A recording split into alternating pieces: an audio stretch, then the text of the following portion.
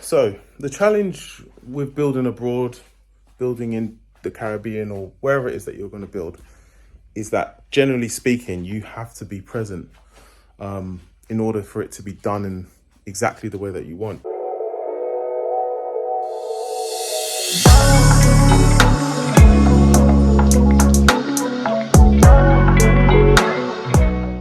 When we built this, we actually built it during COVID, so we couldn't come over into the country and see anything that I was doing. So there's a lot of communication, a lot of project management involved, which is very, very challenging.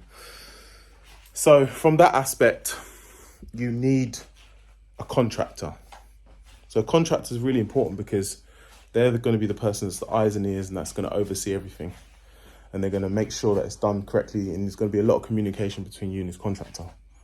However, it's important that you have a contractor that you trust and that you know well and that will deliver. So what I would recommend is that when you're building something, you build it in stages to observe the contractor and how they're performing and what they're doing and how they're reacting to what it is that you want, what you want to achieve.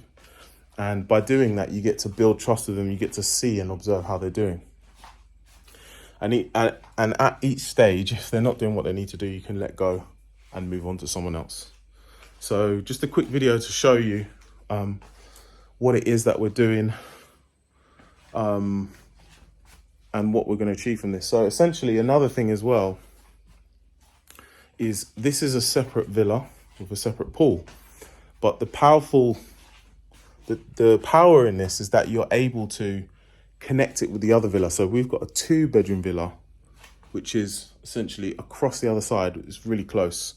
And because we've got this other villa, we can connect them. So it then becomes a 3-bedroom villa. So if you combine the villa over that side, can accommodate 4 people as a 2-bed. This one can also accommodate 4 people because we'll put a sofa bed in here. So if you combine the two, then you'll be able to accommodate 8 people. Now, in this area, larger villas are quite popular, so they go for higher price points, but they don't always book as much as the smaller villas because you will get a lot of couples coming here, and couples will not book a large villa because it's too expensive. So the beauty in it is that you can split them up when you need to. So we can have this as a separate villa, the one over there as a separate villa.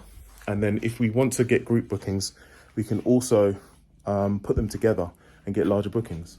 So there's many benefits to this, which is great. So when you're building, it's very important to think very carefully about how you're going to structure an Airbnb and what you're going to do with it and how you're going to maximize its income. So that's also another important factor. So I hope this was helpful. If this is any of use to you, because we'll do loads more videos on this kind of stuff if it's to any benefit to anyone. But yeah, if you subscribe to our channel, you'll get all the information about what we're doing. Thank you.